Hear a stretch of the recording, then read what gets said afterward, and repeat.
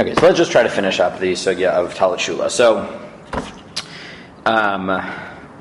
summarize from before we went to Switzerland. Which I still can't believe I'm saying, but that's fine. Slight flex on that. What? Slight flex on the people listening to. Yes, exactly. So we saw basically three possibilities in this sugya. So we saw the possibility that formally you only have 30 days. A formal loan is 30 days, just like a formal borrowing. Let's call it a borrowing. It's 30 days, just like a stam loan is 30 days. And then, therefore, so the possibility is that one possibility is that midaraisa you're always pater on Tallit Shula, but after 30 days it becomes kain yours. Right? It's sort of yours because it's now beyond a normal borrowing, and therefore you're chayv midarabanan. Or you think that it's midarabanan, it's maris ayin, and that could just be because not that a loan has to be 30 days, but that's just normally how much a loan is. We saw the nafkamina is between that in terms of loans. Can you demand it back earlier or not? Within mezuzah, is it that mezuzah is forever as daraisa or is it darabanan? After 30 days, what would be the difference between mezuzah and tzitzis? That maybe mezuzah is about the person who lives there, and therefore it doesn't matter who owns it, as opposed to tzitzis, maybe it does matter. We dealt those out last time. There are a few things we still have to do, though. So one was, what do we mean Tallit Shula? So as I said, there are two different things that this means. The classic sugya clearly means a borrowed piece of clothing which doesn't have tzitzis on it. But 90% of the time, that's not what we're talking about. We're not talking about someone borrowing a four-cornered toga. We're talking about someone borrowing a talis with tzitzis. So we haven't yet seen, so what's the halacha in that case? So if you look at the Rosh discusses this in two places. One is here in Menachot, and one is in Chulin. So if you open up to the Rosh here in Menachot, well, no, I don't. Things that are in the Gemara I don't give you, right? So you have to open it up. So if you open up to the Rosh, the problem with the Oz V'Hadar is that there's so much here that it's easy to miss. So the Rosh in Halacha Ktana in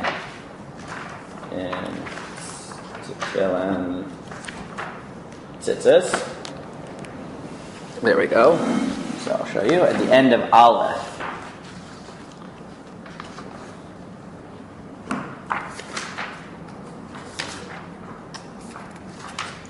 The end of Aleph. So he quotes here from the Veriti. That's bad. Here. Veriti ba'Ashkenaz. I saw that in Ashkenaz, right? He moved. Remember, this is when he's already moved to Spain. So he grew up in Ashkenaz in Germany, and then he moved to Spain. Lefnei Yom HaKippurim, כשמשכימן שליח ציבור מתעטף בטלית של אחר כדי להיפטר מברכה משום טלית שאולה. The minhag was that the chazan, because you remember he's going to wear it at night, which gets very problematic in terms of tzitzis in general. So what he did to avoid a safek bracha was he would borrow a talis and not wear his own, and therefore he wouldn't do a bracha. Mishum de misafkahu b'talit sheina shalo. Right, that's a bad gersa, because he had a suffix whether if you put on his own, he'd have to make a bracha or not, right? Because you're going into the evening here. The nirali kishnua kama, right? Meaning, and it's night, and therefore it's a suffix because it's machlokas. The Rosh Rambam Ran, right? Whether ksut laila is night or night clothing, and therefore it's a suffix whether he makes a bracha, he puts it on at night. So he just put on a borrowed one, right? This is probably actually at night, not even going into night, but at night, right? No, this is definitely at night, right? The suffix that the way we do it nowadays usually is that people put on their talis before nightfall. But here he's talking about after nightfall. So he doesn't want to put on tzitzis after nightfall because his own tzitzis, because then he'll. So as long And as Salik it's bracha. not his, it doesn't even matter if they're in use. As long as it's just not his tzitzis, he doesn't have to make a bracha. So that was what this person said. And then he quotes the machlokas about night and day, right? Which we've already seen, right? Is it about night clothing or is it about night? But then if you skip to bed, he says, "Umashe b't'advin b'ashkenaz b'talit shel acher kedei lipater min habracha mishum talit she'ula nearly to tohenhem." But he says, let's leave aside the night and day thing. But this logic that they have, that you can put on someone else's talis and then be exempt from a bracha, is wrong. Dehad talit shula p'tura miyatzitzit. Hainu hashoel mechaverot talit she'ena mitzuyetzet ad 30 yom patur milahatil batzitzit. Shneimar gdilin tasa lach v'arba kanfol ksutecha. Said you're only exempt if you from putting on tzitzis on a four-corner garment if you're borrowing it for less than 30 days. Aval biksut she'ena shelcha lo chivater laso gdilin, because you're not obligated to put tzitzis on something that's not yours. Aval ashol mechaverot talit mitzuyetzet, but if you borrow something that already has tzitzis on it, sarich levarech, you have to make a bracha. V'chein matzati she'katav bala iter zal. And that's what the Bala Itter says as well. And you have it here as well in Chulin, right, where he says, "Linireh," this is on the sheet. The only time you're exempt is if you borrow clothing without tzitzis.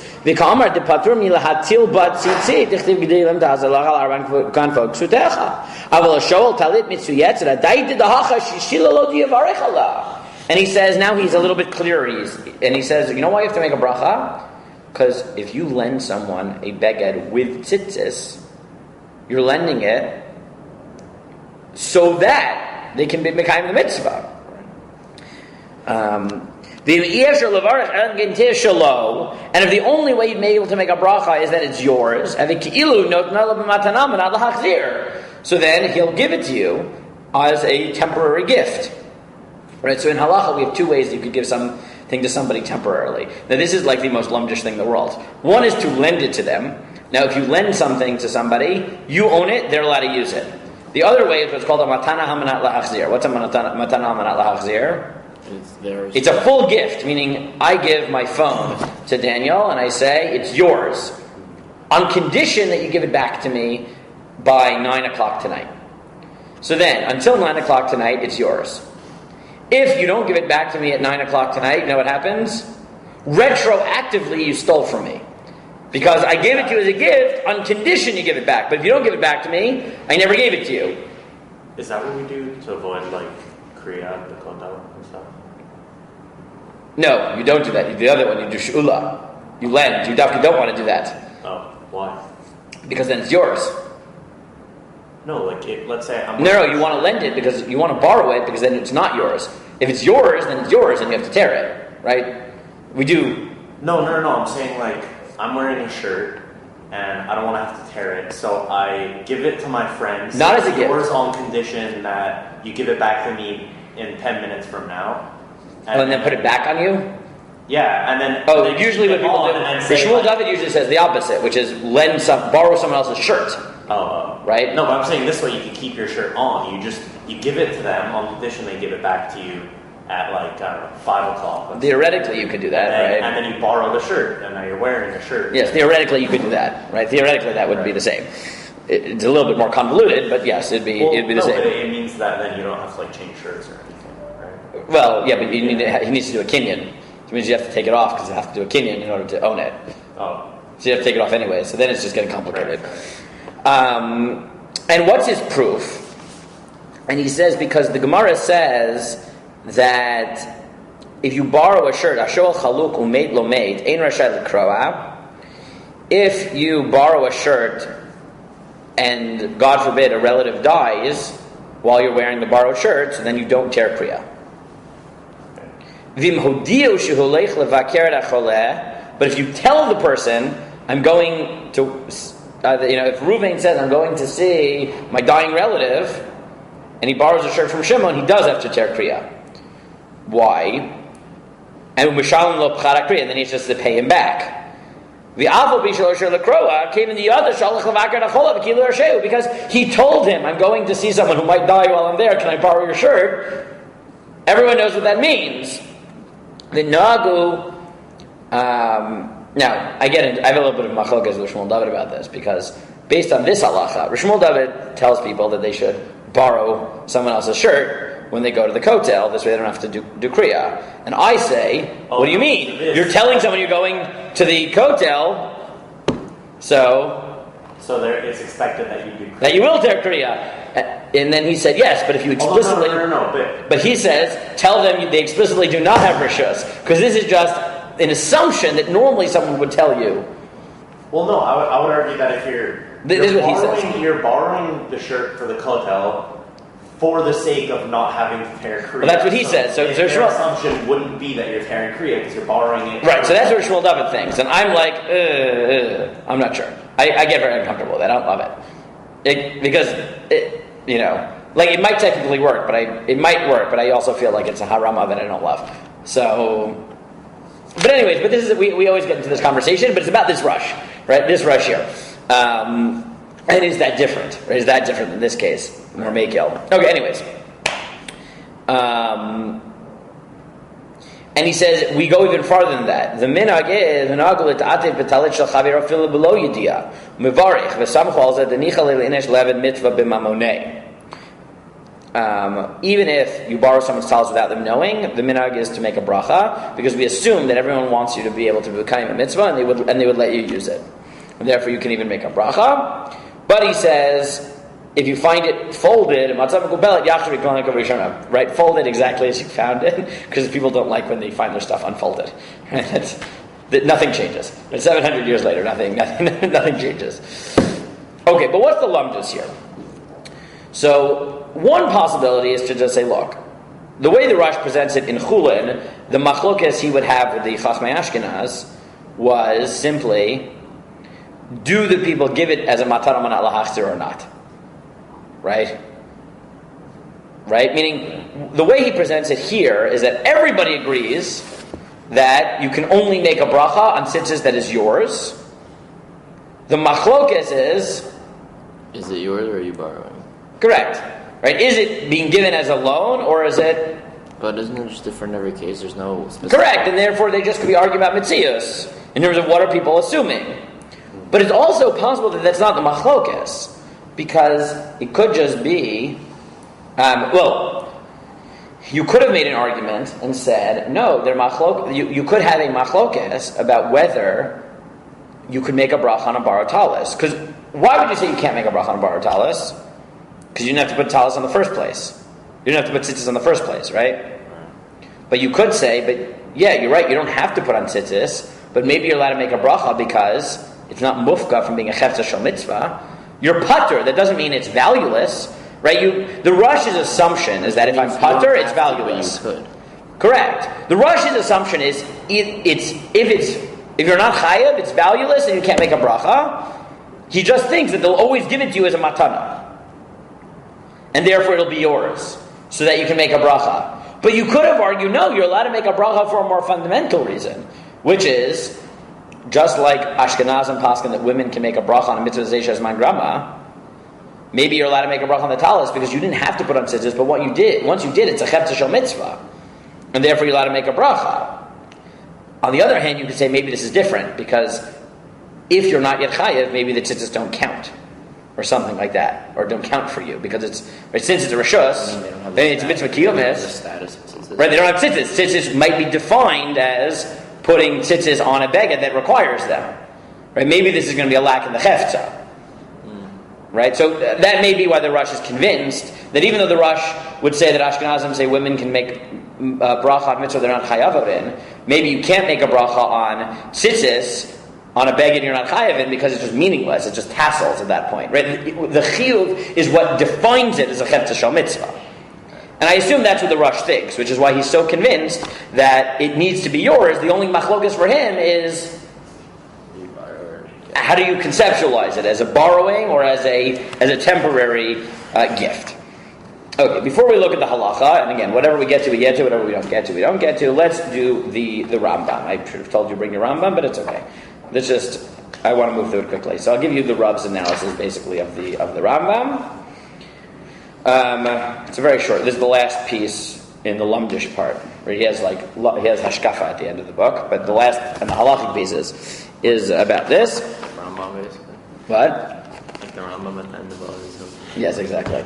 So the Rav has a problem in defining the Rambam, and very quickly. So in Perek Gimel Halacha Daled, the Rambam says, "Lo nemar ksutcha ela l'mayet she'ula, she'atalit ha'she'ula p'tura min ha'tzitzit shloshim yom mikan va'elach chayevet." So from this halacha, he says it sounds like the Rambam thinks, unlike Tosfot, that after 30 days you're chayev midoraisa. So remember, we already saw the possibility that maybe you're chayav after 30 days because you own it, quote unquote, midirabanan. But theoretically, you could go farther. That once you've gone beyond the normal time of loans, it's enough yours that you're chayav midaraisa. So the Rav says, Pashtus is that that's the Rambam Shita. In Perek Gimel Halacha Daled. And he says, what raya would he have that such a model could exist?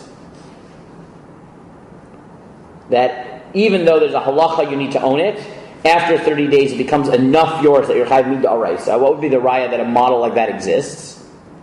I mean, everyone thinks it's yours.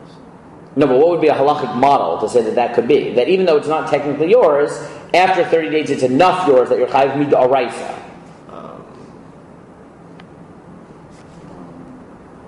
Tosfot in his second day by mezuzah. Right, the Tosfot said maybe you have to own the house, but for the purposes of mezuzah, owning doesn't mean owning; it means living. Right, so maybe you could have a corollary that by Tallit it's not really do you own it; it's like. But living is an act of owning. You're right, meaning Pashtus that's not a good model because mezuzah might be different. It's not about owning at all. Tosfot's second position is that mezuzah isn't about owning; it's about living. But Tallit really seems to be about owning. But the Rav argues that perhaps that's what the Rambam says, because the Rambam in Mezuzah says Hasocher bayit b'chutz la'aretz v'adar b'fundan b'eretz Yisrael patrim min mezuzah shloshim yom. And again, he doesn't distinguish d'oraisa or d'Rabbanan.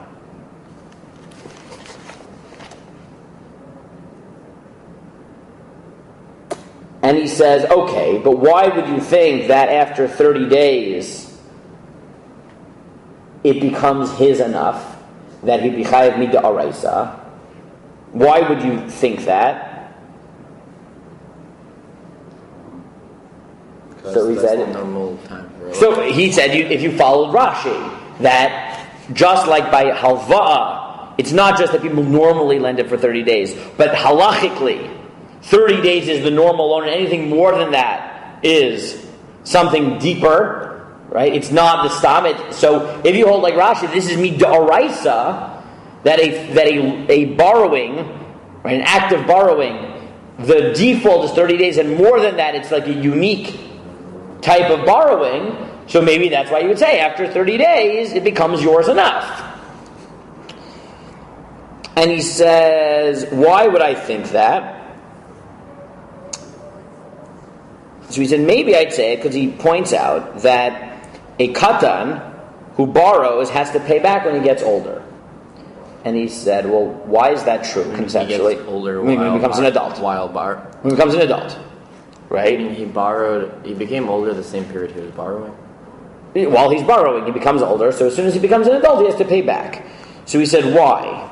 Isn't a katan pater for mitzvot? Why does he have to ever pay back?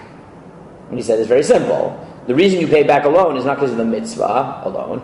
It's because the fact that you borrowed is what creates a chiyuv to return it. Meaning, there is a notion in a loan that its definition is that you take it for a certain period of time and return it. And therefore, once you say that,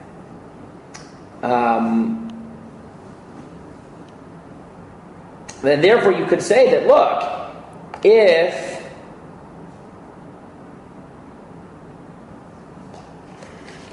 if that's the case, that you think that formally, like defined into a loan, is that you have X amount of time where you're allowed to use it, and then it runs out, you have to give it back. So you could say that whatever rights those are, so within the 30 days, it's not yours yet, but after that, right, those rights become sufficient. Right? The fact that you don't have to give it back yet means that your rights have been deepened fundamentally until you have to give it back. And maybe the Rambam thinks that after 30 days, which is beyond the normal time of a sheila, so you're chayiv, and therefore it's midaraisa. So that's the Rav's suggestion. But then he rejects all this and says, yeah, it's nice lamdus, but it's wrong. And this is his last one. He said, like, it's wrong because he doesn't paskin that stam sheila shloshim yom. He paskins like Tosfot, that like the Ramban, that 30 days is not a stam sheila. It's not like halva, and therefore there's no way for him to say that 30 days is the magic cutoff because he doesn't think there's a magic cutoff for 30 days. And therefore he says, you know what? It must be that the Rambam has a different formulation. He says maybe he thinks it is like mezuzah, and the Rambam holds that none of this is about ownership. It's about, is the wearing that you're wearing considered a temporary wearing or a long-term wearing? And just like Tosfot argues that by mezuzah, after 30 days you become chayiv mid'oraisa, not because you become an owner, but because the real mechayev is, are you a liver? Right? Are you a permanent dweller? And after 30 days, you're a permanent enough dweller, and it doesn't matter whether you own it? Maybe the Rambam really does hold that after 30 days, you become chayiv to put tzitzis on mid'oraisa, but not because he redefines ownership, but because, like mezuzah, he thinks that was never the chiyuv. It's really, is this like your clothing? And if you wear it every day for 12 months, regardless of whether it's yours or not, people come to associate it with yours. You are not as a Maris Ayin thing, but as it's your clothing. Who cares if I own it, right? If, I don't know if you've seen these new companies, right? It's a new thing.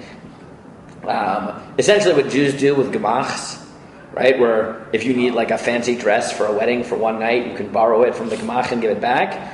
So outside the frum community, that has become a business. That people who like wearing really fancy clothes, but they don't want to buy the fancy clothes, like rent a tux and stuff. It's not just rent a tux. It's that you could rent like your normal everyday clothes, and they will deliver it to you day by day. Like you just pick it out online, like everything you want. So you have designer clothes, and instead of having to do laundry, you just like borrow it for 1 or 2 days, and they come, they pick it up, they switch it, and you just keep paying, and you rent all your clothing so that you own nothing. That you need anything in your closet, you always have fancy new clothes.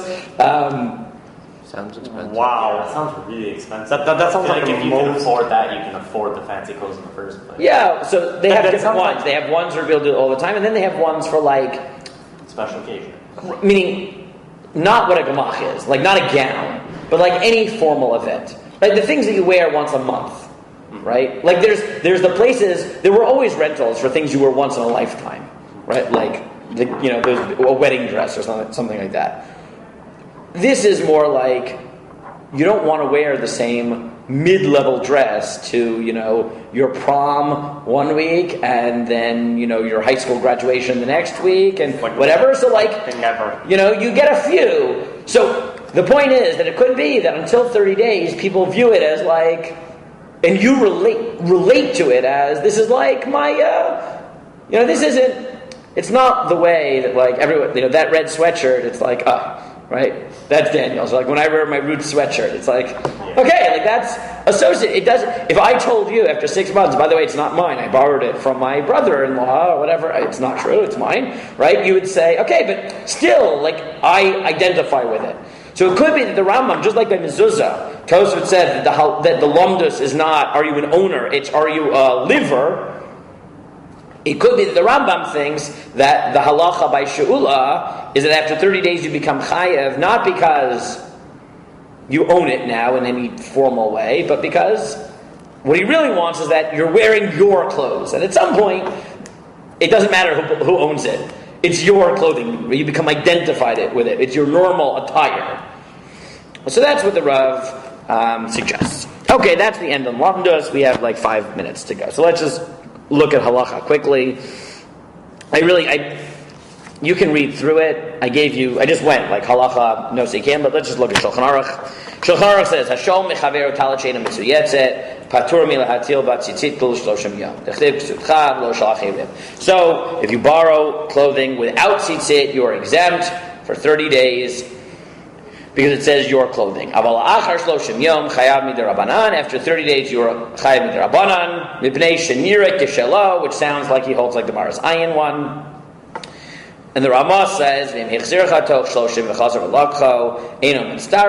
if you borrow, take back, that doesn't count. It has to be 30 straight. And then he says, but if you borrow something that already has tzitzit, the halacha is mevarech aleha miyad. We pass them like the Rush, that you make a bracha right away.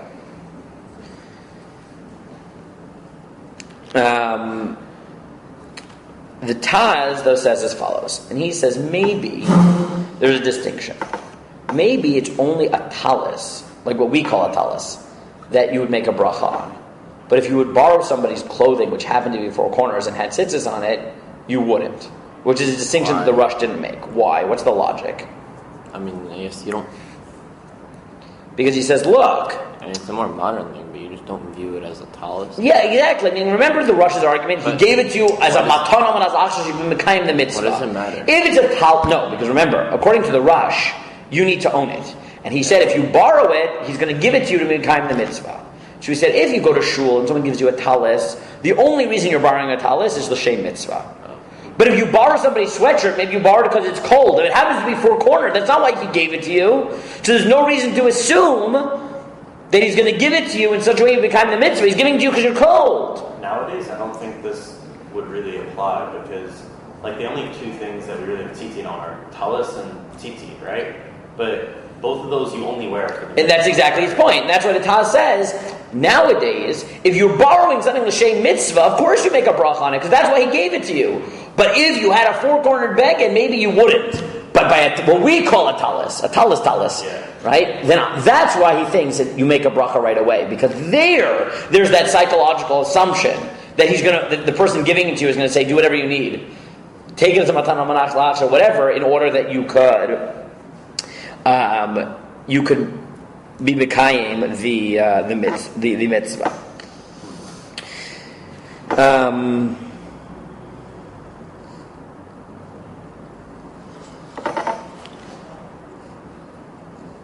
And that's what the talis, and that's what the Taz says.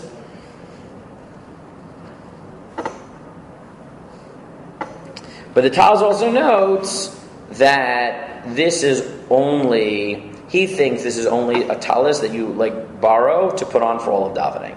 You just put it on to get out an aliyah.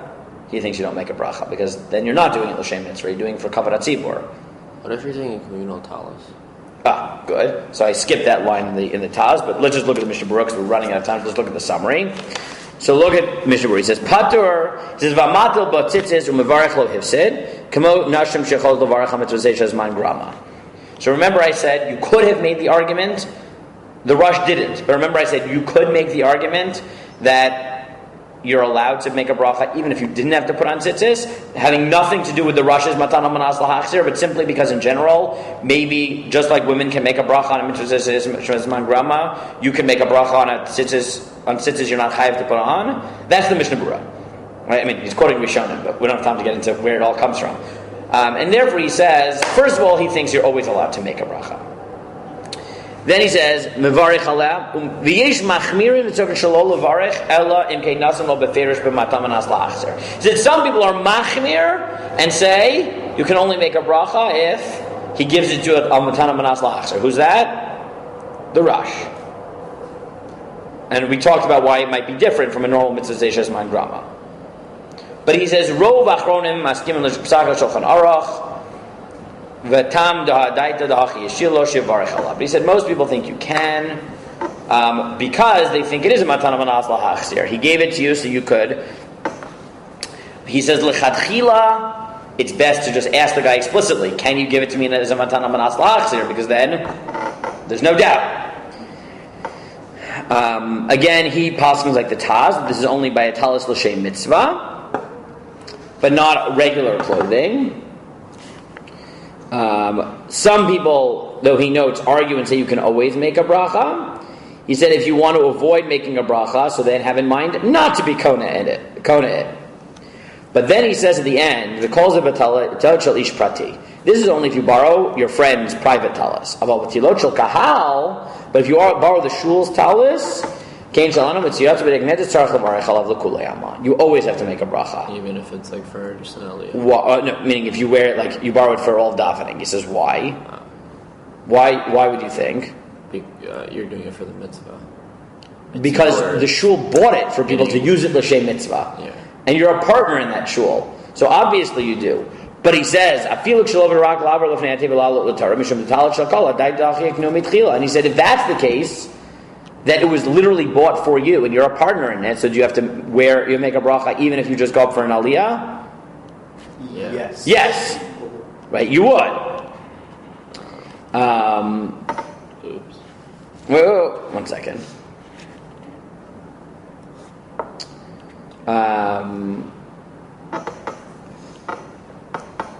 But if you look at He says bracha, you gotta do the whole. again, not everybody agrees to this. Not everybody agrees to this, but this is his position. But the Mishnah Berurah does think that you make a bracha under this circumstance. Again, you could say maybe not, right? Maybe even the shul's talis, if you're only putting right. So some of the achronim say it's not true because some of the achronim say, look, when you put on a talis just for an aliyah, you're not doing it derech levisha at all, right? And the p'tur is not because you don't own it. The p'tur is just because you're not doing it as wearing. So many achronim say if you're just putting it for an aliyah, you don't do it, and that seems to be what you put it on for just an aliyah in the first place for kavod tzibur. Oh. And that seems to be. So you technically, I know that. What about for mincha? When you leave, let's say Shabbos. Yeah. Do you have to put on talis? Depends on the community. Because I know Right. my shul, the rabbi says no. In But the Bayit also- they do. but also they the tell you to rabbis put it have on. not, so- Because Rai Talb is very makbid. That for Kavod Tzibor. Again, different shuls do different things. But in theory, if you're wearing a talis when you're davening mincha, then you should wear it, right? So in the Ber Halacha, the Mishnah Berurah says, look, he quotes some achronim who just say no. You know how you get out of saying a bracha when you just get an aliyah? Make it clear that you're not doing l'shem mitzvah. I mean, don't wrap it around your head. Don't do it in the morning. Just put it on your shoulders. And if you actively don't treat it the way you would when you do it l'shem mitzvah, so then you're pater. Okay. And I think that's the minhag olam, is not to make a bracha if you just get it for an aliyah. If you do an atifa, then you're fine. But he quotes from the Divrei Chayim. The Shari Ephraim. That the Shari Ephraim says that you shouldn't make a bracha and just make it clear that you How do you make it? do ituf. But for somebody that doesn't wear a talis normally, then you can't make it not clear. Like that's the whole point. No, so just put, and he quotes several achronim. He quotes several achronim who say this, that just put it on your shoulder and take it off right away, and have in mind that you're taking it off right away, and that will make it that this is not called a wearing. Right? That's what he quotes from several achronim. He doesn't love it. Right? He doesn't like it. He says, Dvarav Chala Hashem. I don't like this. This is weak. But, and he notes that he thinks that most achronim think you're chayav. But basically, but in the end he quotes the Ber Heitev, who also says you are not chayav because you're only wearing it l'shem kavod, and he leaves it b'tzarach iyun. So the halacha, again, the Mishnah Berurah himself thinks that probably if you wear the shul's talis, which was bought so that people could wear it, you're chayav even if you just put it straight on. But he notes from several achronim, Ber Heitev, Divrei Chayim, Shari Ephraim, that they don't think you're chayav because that's not called wearing, and definitely if you don't do the full wrapping, it's not called wearing because you're not doing l'shem mitzvah. You're not doing it for shem levisha. You're doing it for kavod tzibur. So lahalacha, I think the minhag olam is not to, because safek bracha lahakel, and hakel, and Mishnah Berurah himself leaves it b'tzarach iyun. If someone puts it on and makes a bracha, it's also probably not a bracha vatala. Like you really can go either way. The svara, right? The svara to do it is look. In the end of the day, you wore it. It belonged to you, or at least belonged to the community, and was there for you. You're chayav to make a bracha. The svara not to say it is. He brings several. One is, you're not wearing it, you're putting on the kavod. If you don't wrap yourself, it makes it clear you're not doing it for Wrap yourself in chiyuv. Don't the way you would when you make a bracha. Wrap it, do the atifa. Right? So, just not doing that part, then you don't do that. Right, because that makes it clear that in your das, you're not trying to do it l'shem mitzvah. He adds that maybe it'll be better if you have kavana, that you're going to take it off right away. Again, the Mishnah Berurah is not convinced either way. He doesn't know. He leaves it b'tzarach iyun, but those are really the two possibilities. Here, the Piskei Tshuva just notes that obviously, if you borrow a private person's talis and it's a matana ma'as lahachzir, what makes it that it's not a bracha levatala is that you give it back and therefore it's yours. Which means that you have to be very careful to get it back to him on time and live up to whatever you said you were going to do when you took it. Because otherwise, retroactively, it's a bracha levatala. Right? The whole reason, so he just points, this should be obvious, right? But he says, make sure to give it back on time. Make sure to tell him, I'm giving it back, make sure that it's clear you're giving it back to him because you temporarily owned it. So make sure when you give it back to him, it's clear that you are now giving it back to him. And he said there were some people who really tried never to borrow talis because of all the sveika. Fine. Okay. I think I'm just going to stop. I'll just tell you that at the end I gave you a Rabbi Akiva Eiger, which is an interesting question as to whether there's a difference between a co-owned a house with a mezuzah or a co-owned tzitzis when it's a Jew and a non-Jew. How do you conceptualize what type of ownership you need in both sugyos, and whether there'll be a nafkamina between mezuzah and talis, but it's a bit more complicated than we have time for. So if you want to look at it, that's source 16. Otherwise, either the second you have a Jew, even though it's part of it, it's chayav and mezuzah, or you have to say that is it that you need ownership of a Jew, or you need exclusive ownership, and then is there a difference between mezuzah where it's really about living and tzitzis where it's really about owning, and might they be just right? It's a nice little lumdish piece on analyzing all those different possibilities, but we don't have time, so let's leave it at that. Like I said, there are two more sugyas I want to do in this parak. We can't finish the parak until we do the question of the number of tzitzis you're supposed to have, so we have to do that machlokas, and I really do want to do the sugya of tatzaki l'miftar atzma and mitzvah, so when you can avoid being chayav in mitzvah, right? That Rav Katina sugya, which is I think an important sugya in general, and hopefully we'll done with that by next week. Then we can decide. I would like to move to the sixth parak right away. If you want, we can do what Ray Ginsburg is doing and spend a few days on straight up perm sugyas, like from Megillah, and not just sugyas here. I always try to avoid that because I like covering in the Masech that we're in. But if you guys really want to, I'm okay with it. We could also do, I said, the one real sugya to the extent that exists at all in Shas about Tainis Esther is a Shittim Megubetz here in the sixth parak. So we could do that also. It's not like a huge sugya, but it'll take us a day. We can do that and real Megillah sugyas. There are a lot of Megillah sugyas. Think about it, so that after we finish these two last sugyas, we'll move to that.